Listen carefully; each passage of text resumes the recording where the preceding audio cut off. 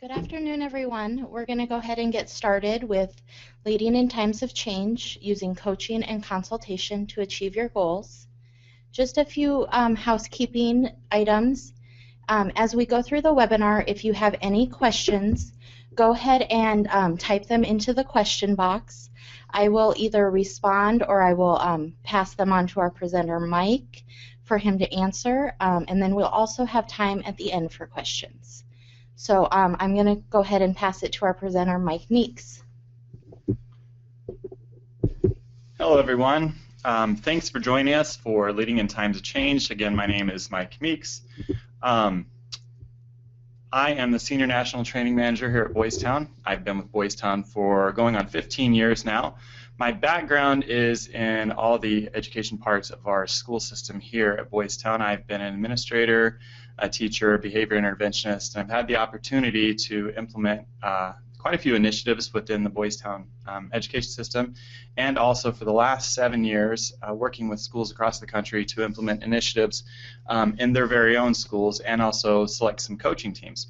So we're going to take a kind of a top-down view of that topic today, and as Samantha said earlier, if you guys have questions during this time, go ahead and type those in the question box and we'll get to those.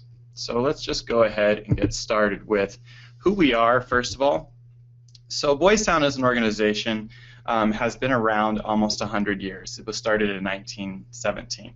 Our mission is to change the way America cares for children, families, and communities by promoting and providing a continuum of care that strengthens mind, body, and spirit.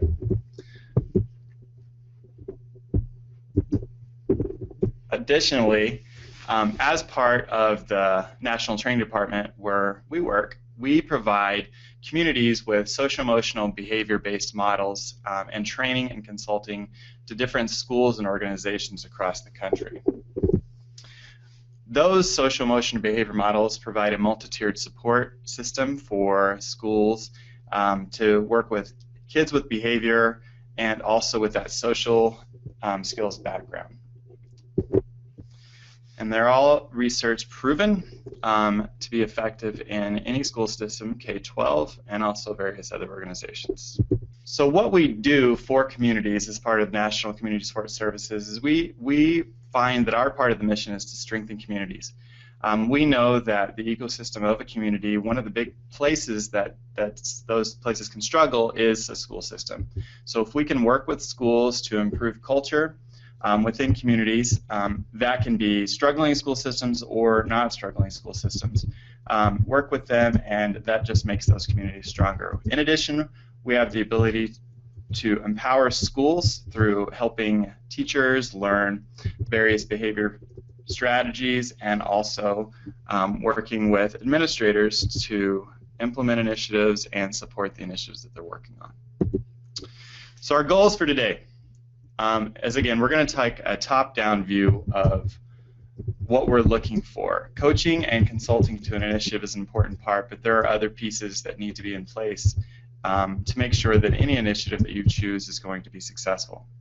So we're going to talk about selecting the appropriate initiative. We're going to talk a little bit about how to create buy-in with your staff. We're going to talk a little bit about how to collect data, and we're going to talk about how to select coaches and coach that initiative for long-term success. So, one thing that we like to talk to administrators about are pain points. So what are your pain points? We often talk to administrators about academic test scores are low. We talk to administrators about absenteeism. We talk to administrators about referral rates are too high or suspension rates are too high. We talk about staff turnover. We talk about teachers just being frustrated in their classrooms because they don't have the skills necessary to work with kids. So when we talk to administrators about selecting initiatives, we like to start that conversation with, what are your pain points? And we would also like to start that out with you guys. So what are your specific pain points that you're looking at within your school or within your district that would lead you to select an initiative? So we have a quick poll. What we would like for you to do is go ahead and select one of the specific pain points there and go ahead and answer those real quick. we'll give you a couple minutes to go ahead and do that. All right, let's take a look at what you guys came up with for your specific pain points.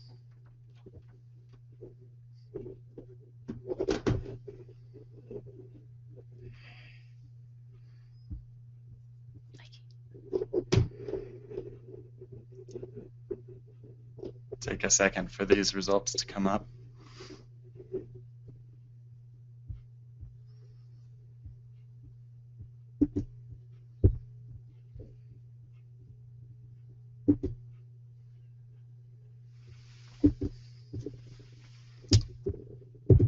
All right, let's take a look at the results.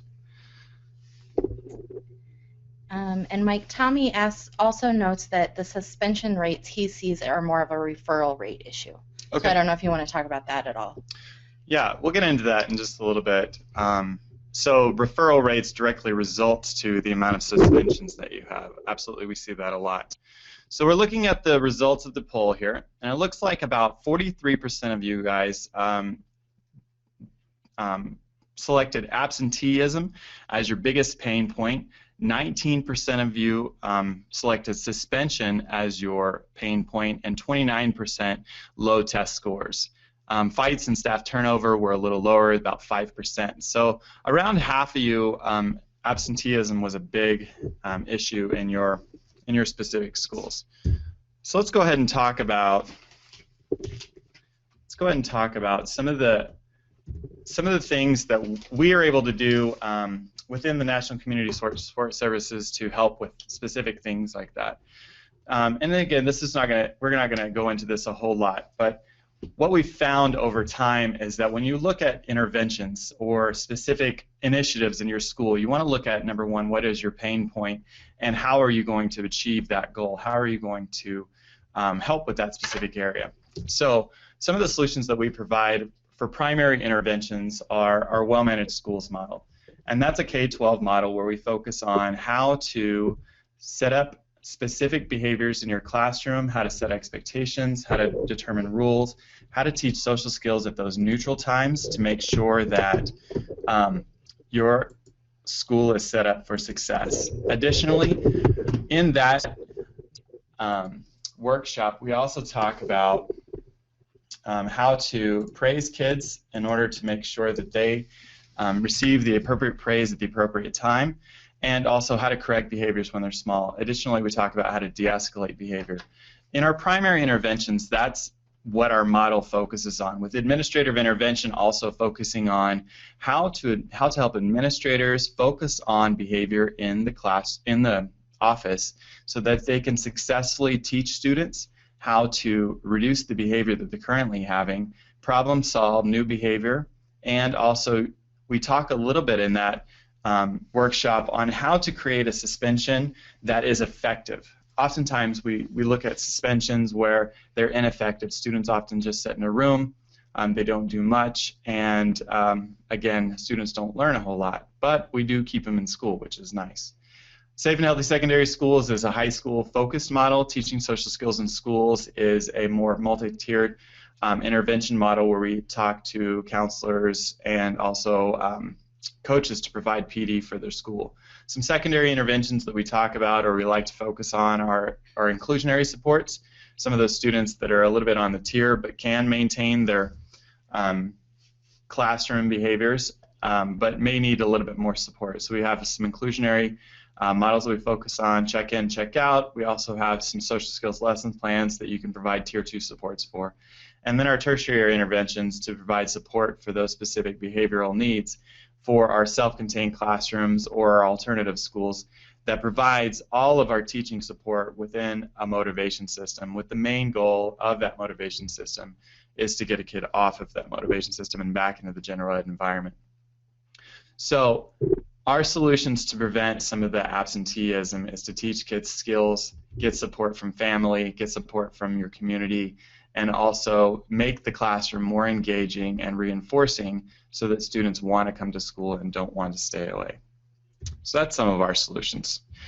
But with any solution that you select, any initiative, one of the first steps whenever you select an initiative, after you decide what is your pain point, what are you going to accomplish, then you're going to need to try to implement that initiative. And one thing that administrators get in trouble with oftentimes is that they mandate initiatives without having a whole lot of conversation with their school about what that initiative is about.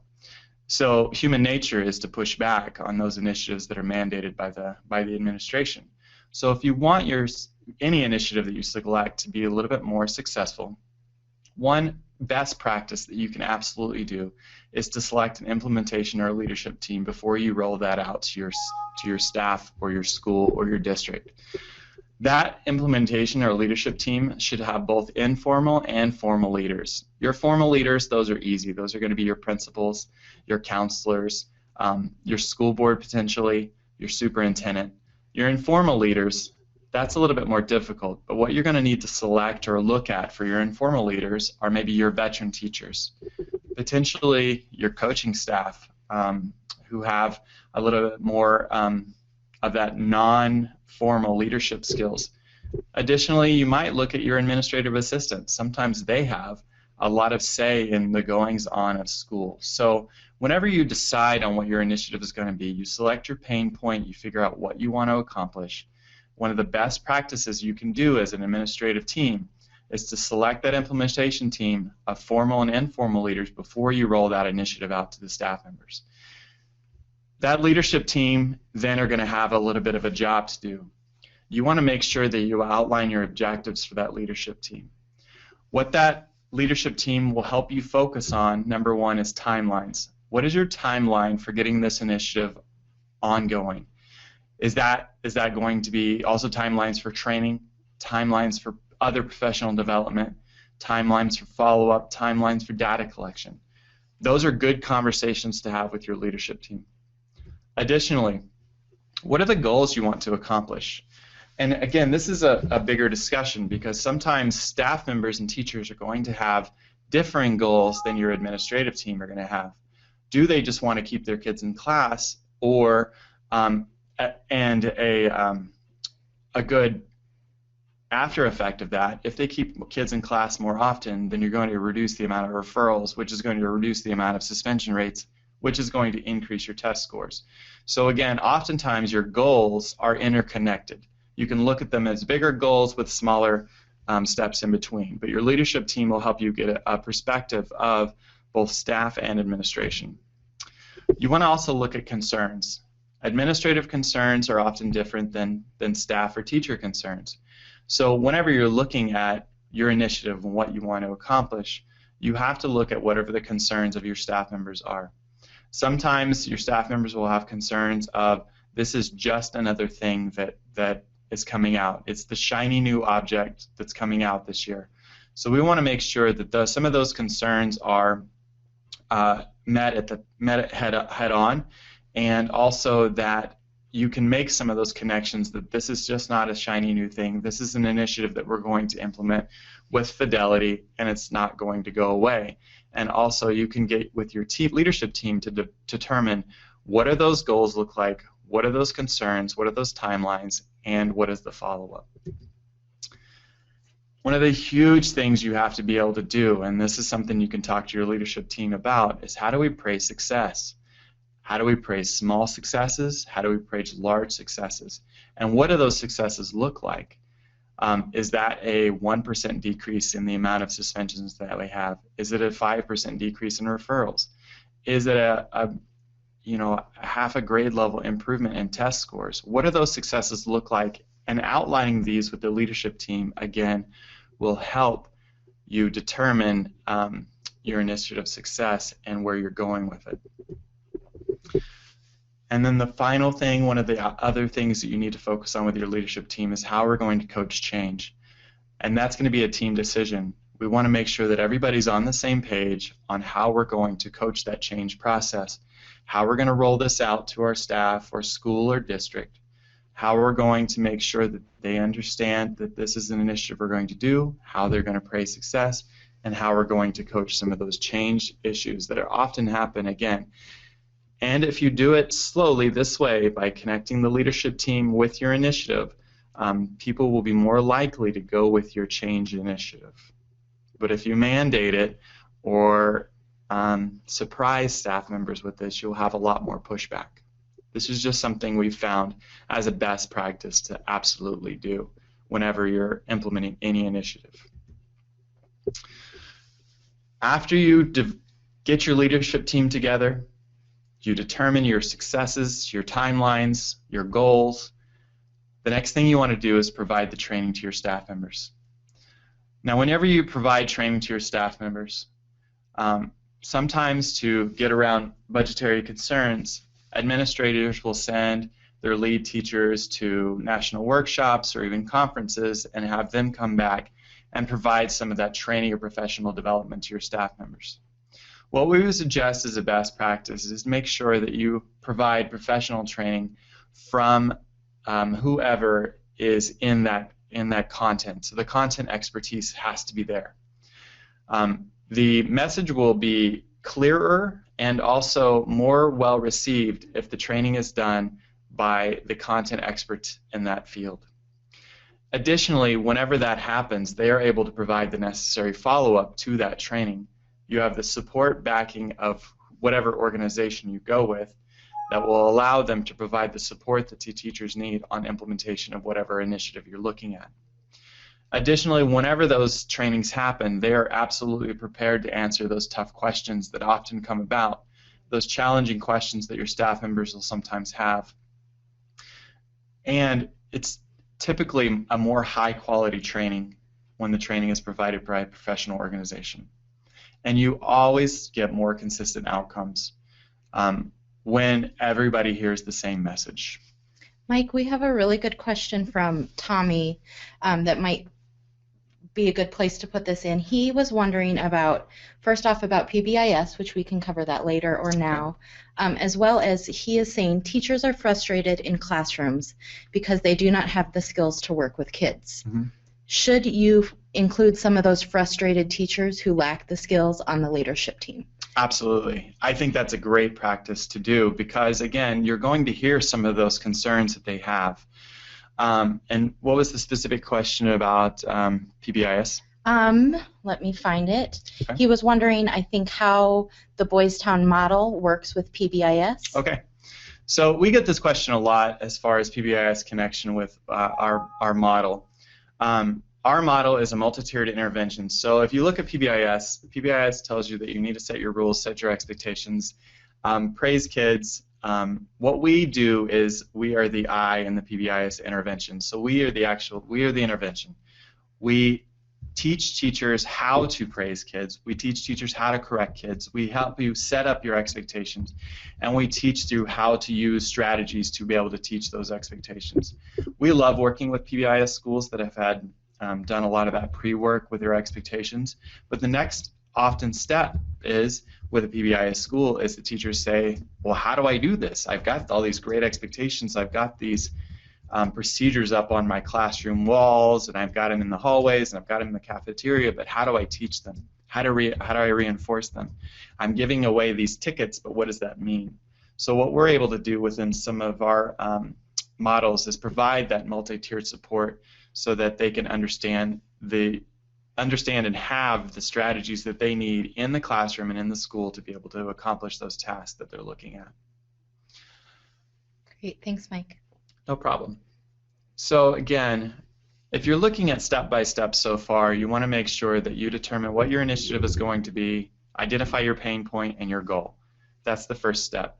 Then create your leadership team. Again, formal and informal leaders, and like Tommy was asking earlier, some of those detracting teachers are often a good sounding board to hear because you're going to have to deal with those folks either later on in the initiative, but it's oftentimes better if you're able to deal with some of those concerns in the beginning because they often just breed more dissension if you don't kind of head it off at the pass. So allowing those folks to be part of that leadership team gives them a voice, which is nice.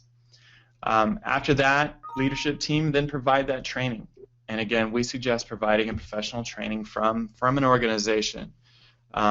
You know, your teacher PD is a nice way to do things in the interim, but if you're going to implement a school-wide or district-wide initiative, providing that professional training from a professional organization is a best practice.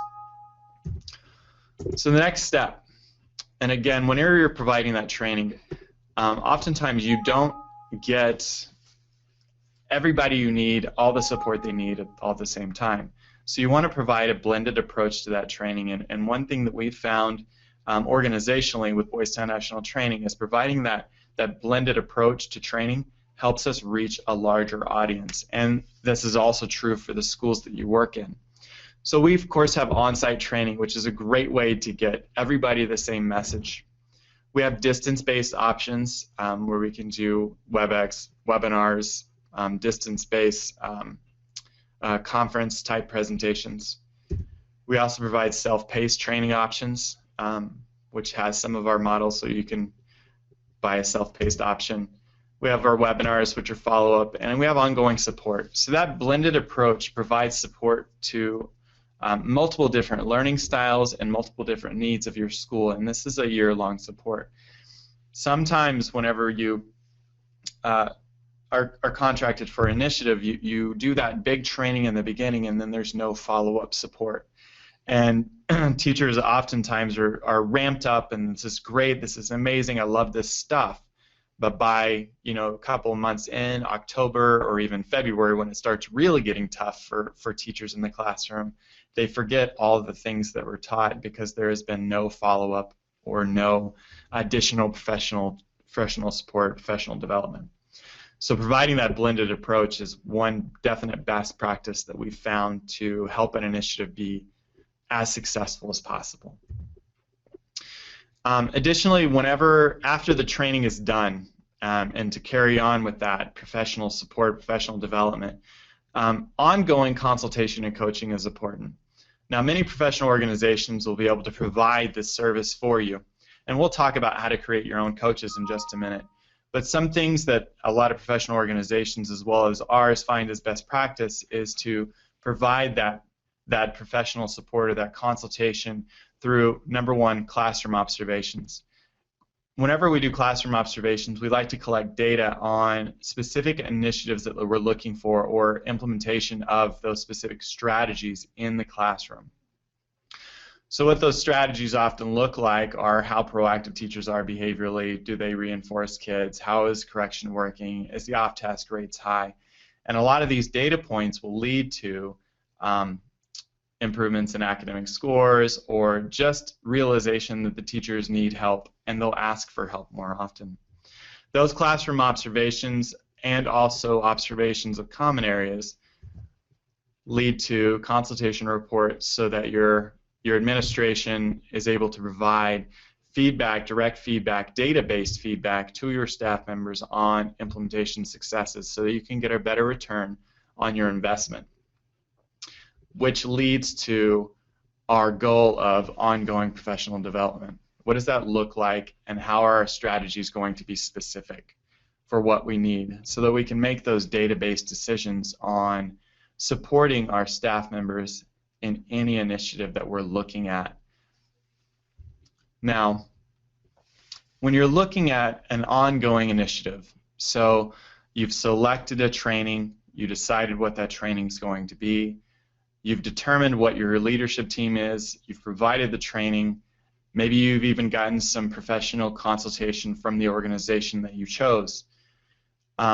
If you want an initiative to continue for the long term, to be sustainable, you'll need to select your own coaches. And your own coaches or consultants are going to be integral in making sure that they can provide that ongoing support for your teachers. Now, whenever you're selecting consultants or coaches, you want to make sure, number one, that they have the right skill set. And when I talk about right skill set, that's going to be important. Number one, when you're selecting a coach, they have to be credible. So whatever initiative you chose, they need to be actually implementing it and doing it well in the area that they're in. Another skill set that's really important is to make sure that whomever you choose as coaches is a really good relationship builder. They have the ability to connect with whatever staff member they're working with and just bring that relationship to light so that initiative is more successful.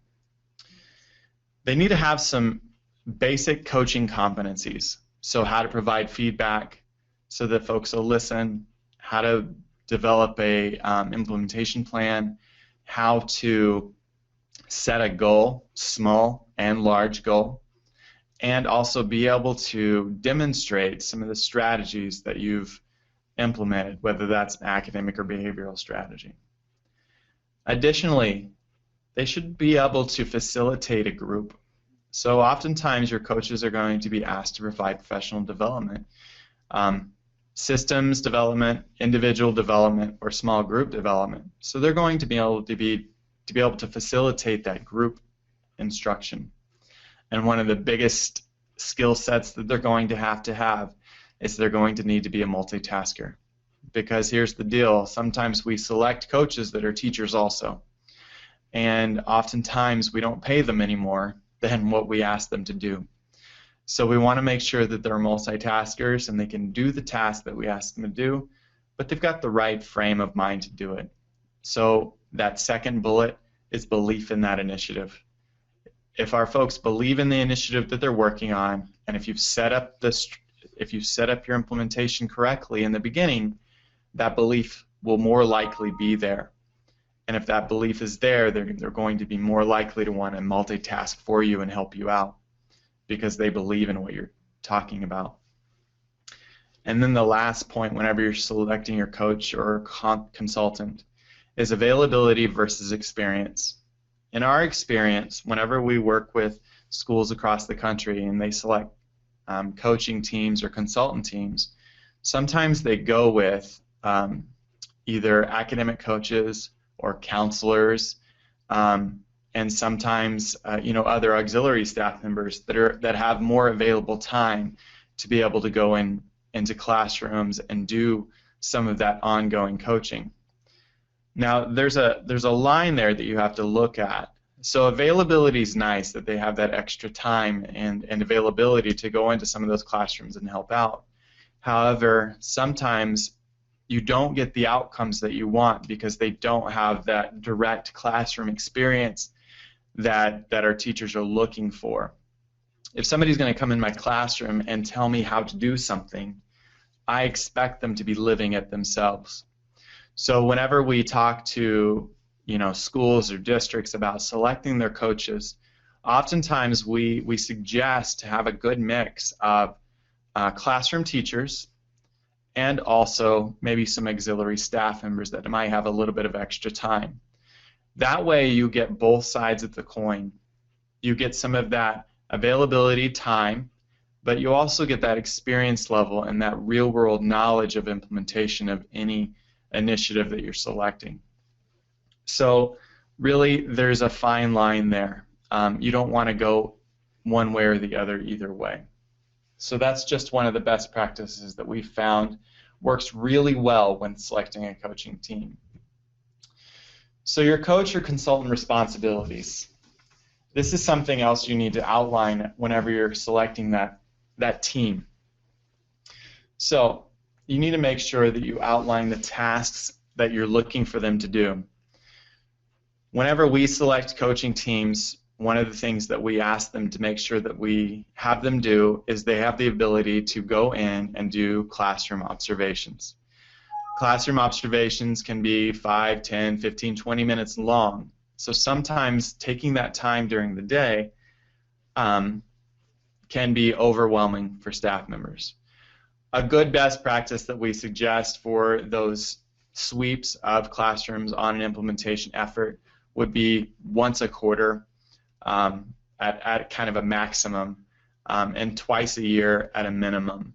You want to make sure that you're doing these often enough to provide the support for your staff members that they need. You want to make sure you outline the time that they're going to need. Now the time involvement is going to be based on whatever initiative you select. So if it's an academic initiative, it might take more time. If it's a behavioral initiative, the time is based on teacher need, really. So if I've got a really great implementer, they're going to need less support. But if I've got somebody that's struggling, has a high referral rate, or lots of behavioral needs, then I want to spend more time with them. So whenever you're selecting your consultant team, having a good mix of who they're working with, some really high implementing folks and some low implementing folks, will allow that time to be manageable.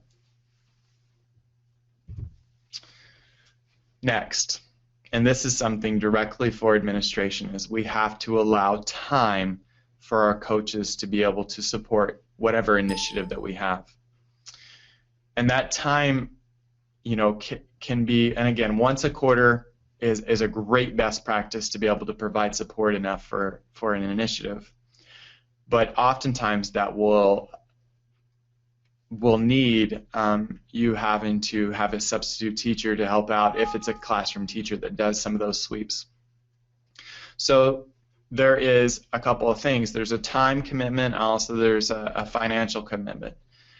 But what we found as a best practice is to allow one, depending on the size of your school, 1 or 2 subs to go on a rotating basis, because teachers can go in classrooms for a specific period of time throughout the day, so they can have specific hour chunks, and that allows you to spread out that time, but also allow you to only have a limited amount of substitutes, and they can just roll around specific classrooms. If you can do this once a quarter, that is outstanding, and will also provide some of that big support that your teachers will need, and also, if they feel like they can provide more support to some of those struggling teachers, allowing time for them to be able to do that during their plan period, or at other times if they just really need it. If they come and ask you for that extra time, being able to provide that time for them to provide the support for their struggling teachers is a great way to do things. And next, you want to make sure that your coaches or consultants are able to praise the successes that your teachers and staff and or school are achieving. And again, those successes can be large successes and they can be small successes. Depending on how your school is implementing whatever initiative you choose, those successes are going to be just determined on your goals. So what was your goal and what does it look like, and how are we going to praise those successes? We've oftentimes talked to consultant teams and administrative teams about providing a little bit of some small tokens for some of your teachers that are doing really well, whether that's a gift card or I've had, in my experience, I've gone into classrooms that are implementing really well and given my teacher an hour free. Well, I'll go in and teach their class for them for that hour, and they can go do whatever they want. Take a walk around the school, go to the teacher's lounge and relax, or catch up on some work that they may not have had. So some of those small praise for successes, and your consultant teams can allow them to do some of those things, whether those are notes on their desk or in their boxes, just a quick email on thanking them for being such a good teacher, or getting with some of your students in those classrooms and praising some of those successes of your teachers. Really, teachers are just looking for a little bit of praise, and a little bit of praise often goes a long way, whether that's from one of your coaches or consultants or from your administrative team.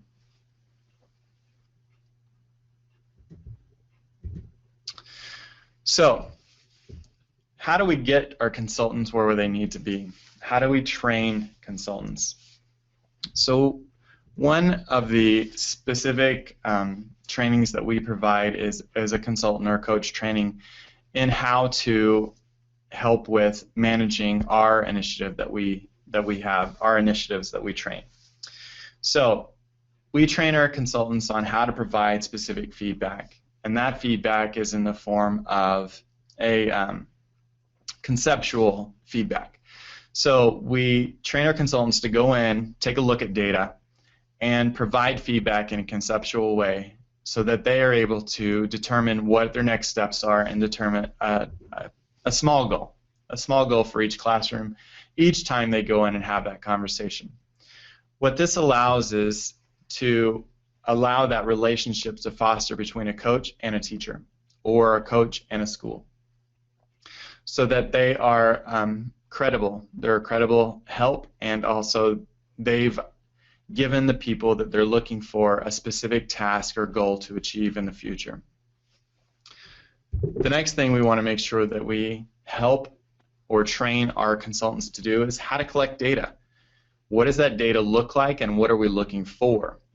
So data can come in various different ways. Whenever we train our coaching and consultants, we train them on how to collect classroom-based data on behavior. So we look at proactive strategies, we look at reinforcement, we look at correction, we look at off-task rates, we look at class setup, and then we're able to take that data and provide that specific conceptual feedback. Additionally, whenever we train our consultants, we train them to look at those common areas. What do those common areas look like? Are the specific procedures that I have in place, are they adaptable or are they working? Playgrounds are another area. Hallways are another area. We also train our consultants to take a look at our discipline data and determine what is our greatest need for our school. So we look at discipline data, we look at classroom data, we look at those common areas, and we select that data to be able to make sure that our consultants understand this is a holistic picture of our school, and we determine what our next steps are from there. Additionally, we train our consultants how to provide professional development based on the data they've collected. So our consultant teams take a look at the data, they determine where the greatest need is, or if we're reaching the goal that we're looking for, and also how to provide that PD for our staff members, whether that's small group PD, whether that's school-wide, what does that look like? And we help our consultants determine what that PD is, and we practice with them how to provide that PD, because that's another skill set on how to present in front of a group or a group of your peers. And we often talk for our consultants on how to provide peer coaching. So one thing that I think we find as a best practice as far as coaches go is that we ask that most schools determine who their coaching team is, but they should be educators rather than administrators. Whenever you have a coaching relationship, whenever they're administrators, that coaching relationship is more evaluative. And we find that when that coaching relationship is more of a coaching relationship, it's more successful in your implementation efforts, because they can build that relationship over time and there's not that evaluative feeling to it. So it doesn't feel like it affects my paycheck. It feels like somebody's there to support me. So what we find as a best practice, again, with picking our consultants or training our consultants, is to make sure that we have that coaching model rather than an evaluative model, that supportive model.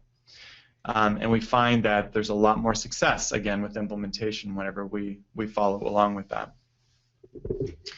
So again, that's a service we provide as training consultants, but again, whenever you train your consultants or your coaches in any initiative that you pick, some of those things are absolutely important as best practices. So teach them how to give feedback, teach them how to collect data, teach them how to provide professional development based on whatever your initiative needs are. And again, we suggest more of a supportive rather than an evaluative relationship. So after your team collects that data, you want to make sure that you evaluate it. So whenever we train our consultant teams, we have them take the data in a holistic view and bring that data back to the administration more in an aggregate way rather than a specific way. So we want to evaluate the data, and that starts with what was our initial goal. And our initial goal is going to determine whether or not our data is working for us. So are our milestones being met? Whether that was a reduction in the amount of referrals, a reduction in the amount of suspensions that we have. Possibly, do we have more kids coming to class? Is our absenteeism decreasing? Year after year, we can also look at what is our staff turnover. Is our staff turnover decreasing over time? So again, our data is going to determine whether or not our goals are going to be met. After we look at that, we want to make sure that we praise staff accomplishments. And I can't stress this enough. We want to make sure that our staff members know that their efforts are being recognized. And you can't do this enough. You can do it in your weekly newsletter. You can do it in your staff meetings. You can do it in your early release days. But you want to make sure that staff members know that their efforts are being recognized. And also, this provides another option too, is because whenever you continue to praise successes and you continue to bring up that the initiative is working, it lets staff members know that this initiative, whatever you choose, is not going away. It's not just another new thing that they're going to have to do that's going to go away next year. The more you can keep that on the forefront, the better your staff members are going to know that this is an initiative that's there for the long run. The next thing we help our consultants do, and with the administrative team, is to make sure that we set goals. We set goals for the next quarter. It depends on how often you do your data collection, but again, we suggest quarterly and at a minimum twice a year, but make sure that you set a goal for your next quarter. So if you had a 1% decrease in the amount of referrals, maybe your next goal for next year is to up that to 3% or 2% if you want to take baby steps. And then at the end of the year, set a big goal for the coming year. Whether that's for your entire school to increase the amount of reinforcement that they do in their classrooms, or to increase the amount of effective correction that they utilize rather than overly utilizing prompts, or our test scores increase by a specific percentage within the next year. This is quantifiable data that you can look at, and it's not just a feeling. It is something that you can put your hands on and see that success is happening. And after you determine what that goal is, one of the biggest things you have to do is provide support to your staff members.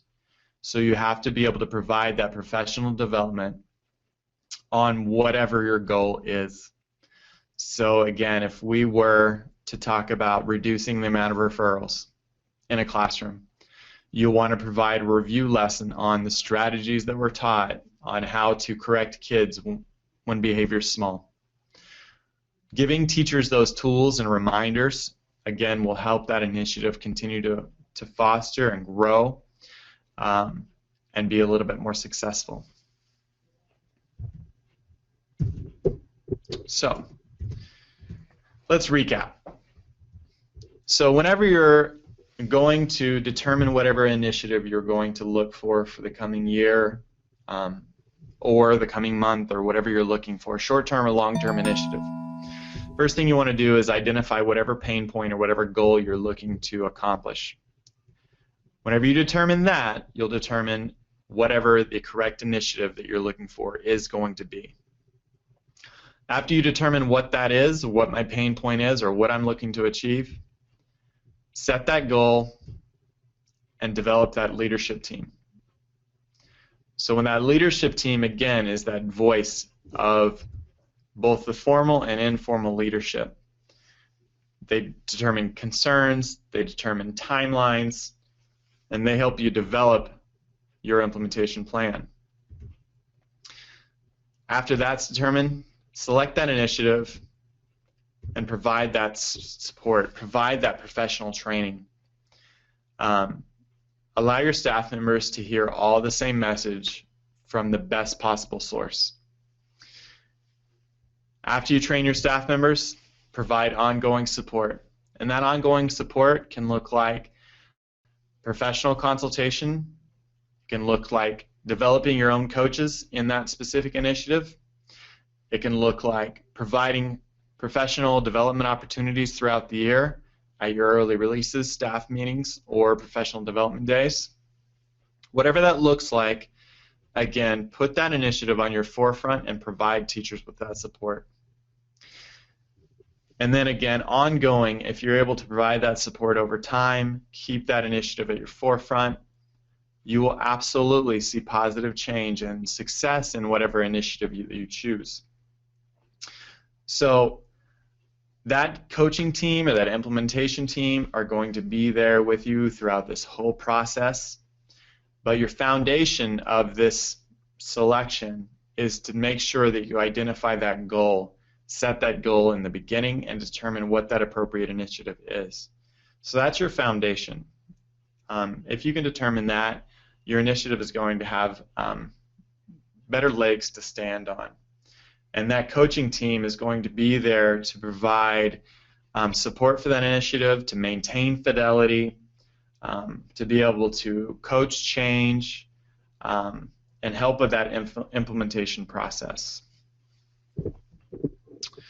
So, what do you want to achieve? What is your goal for an initiative? Some of the things that we've been able to accomplish with some of our behavioral initiatives is to, in some of the larger inner city schools in Chicago, we were able to increase reading scores by 3% with a behavioral multi-tiered initiative, increase attendance by almost 16%, and reduce the amount of serious misconduct, fights, weapons, drugs, by 80%. So what do you want to achieve? What do you want to achieve in your initiative, and how are you going to accomplish that? So what we'd like to hear right now are what are some of the takeaways that were just light bulbs or just good reminders of some things that you heard during this webinar. What are some of the takeaways? Go ahead and write those in your chat box. We would like to hear what are some of the takeaways that you got from this. Great. Mike, while we wait for people to submit their takeaways and what they got, Monique had a question. Is there a training on how to communicate with parents regarding their child's discipline issues? Absolutely. One of the trainings that we provide that provides that wraparound service to parents is our Common Sense Parenting class. And our Common Sense Parenting class gives parents great strategies and skills to use in their own home, as well as how to communicate with their school so that they can get their needs met, so that you can provide a united front in the successful change of behavior for your specific students at those Tier 2 and Tier 3 areas. So absolutely, Common Sense Parenting is a great resource for that. Also, parenting.org through Boys Town is another great resource where parents can go to, and it's a free service, and they can get lots of support from experts in the field, and there's video things out there for them to be able to talk to teachers and schools, and also lots of other resources out there for that. Great, thanks, Mike. Awesome. And thank you to Amanda, who shared her takeaway is developing a team, training the team, maintaining support, reward praise, not just student change, but staff change and successes. Yeah, thank you so much, Amanda. And again, really, praising that staff change is so big, so big. Oftentimes, we are really good at reinforcing kids whenever we implement one of these behavioral initiatives, but we can't forget about our staff members because they work so hard. They work so hard, and they just like to hear it. Yeah. And Tommy shared a really good takeaway that I think all of us forget. Teachers don't have skills to work with kids. This was an eye-opener because we always assume they do. Yeah. As a teacher, my very first year, there's no real good classes whenever you leave college on behavior management. I mean, we talk about a few whenever I was in school, but your first year is your learning year, and you're trying to accomplish all these academic rigor and be able to keep your kids on task and test scores. But they don't often tell you that whenever you have 2 or 3 kids that are a little rough around the edges, how much more difficult your class is. And with class sizing increasing, our teachers just don't have the skills necessary to be able to accomplish some of those behavioral tasks. And it seems that over time, kids have behaviors that become a little bit more difficult. So providing teachers with really good classroom management skills will increase a lot of things: on task rates, academic scores, and decrease staff turnover. Definitely. And then Bill also really liked that problem staff should be part of the leadership team. Absolutely. And again, we find is that those problem staff, sometimes if you don't have them involved in the conversation on the front end, they will breed some of that dissent all throughout the year, and that is so hard to curb because, again, they're informal leaders, and if they've got enough voice, it can really throw a wrench into any initiative that you're trying to accomplish. Absolutely. Well, that was all that we got for takeaways. Were there any other questions that we can answer? Yeah, if you guys have any other specific questions, we've got a little bit of time here. We've got about 8 minutes, so if you want to go ahead and ask some questions in the information box and the comment box, we'd be happy to answer those for just specific questions you might have about coaching or implementation of any initiative. Yeah, and while you guys type in those questions, I just wanted to let you know I will be sending out an email after the presentation that will share our website with you, which is boystowntraining.org. It has lots of great resources. You'll be able to go on and look at some articles and some blogs, as well as we have a couple webinars coming up. In May, we are going to talk about how to reduce staff turnover. Mm-hmm. And in June, we're going to address that specific question Tommy had of how does our model incorporate PBIS. Okay. And also, a really great resource that we have is to follow us on Twitter. Our Twitter handle is BT_ed, and we offer lots of information out there every day, in addition to just real-time access to all of our webinars. Great. And Amanda, it looks like you would like to talk to somebody who successfully implemented PBIS. We will actually have John McGuire follow up with you, and you guys can talk about some different resources of where he can point you so that you can see that successful implementation of PBIS. Yeah, PBIS and our models. There's several schools out there that can talk about. And Jennifer, thank you for letting us know that you appreciated our time, and we're glad you're feeling better about what you're doing on school-based, your school-based initiative. And I'm sure that you will, you'll get there. You say you have miles to go, but we believe in you, and we know you can do it. So let us know if there's anything we can help with. Whether it's email or Twitter, Facebook, we are here as a resource for you. Oh, and also Pinterest. A lot of pens out there. Yes, we love Pinterest. Alyssa, or I apologize, Alisa maybe. Creating a team requires everyone to buy in, which creates a team that is supportive and effective. Everything you discuss supports a great and effective team. Thank you. I agree that your team is only as strong as its weakest link, so you need to make sure that everybody's bought in, and if you have people that might not be there yet, spend a little extra time with them. Absolutely, absolutely. All right. Well, thank you so much. You guys have been a great interactive audience. We'll be on here for about 5 more minutes if anybody has more questions.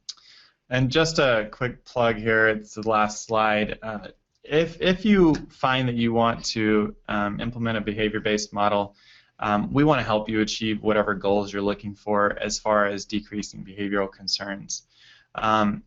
John McGuire is one of our sales folks, so if you have any questions about some of the trainings that we provide, you can absolutely ask him or look at our website if you wanted to do some of that research on your own, boystowntraining.org. But if you sign a contract by June 30th, you'll receive a free consultation day from our professional organization. So just a little plug. Thanks, Mike. Thank you again, and like I said, just contact us if you need anything else. Yeah, one last question from Amanda. Give us a couple days, but we will have this recorded webinar up so that you can share it or review it, and go back and review your notes. All right. I just want to just real quick, thank everybody for their time. I know your time is important, and we appreciate you joining us for this webinar. And again, if we can provide support for you, we would love to. So take care and have an amazing day, and thank you so much for your time.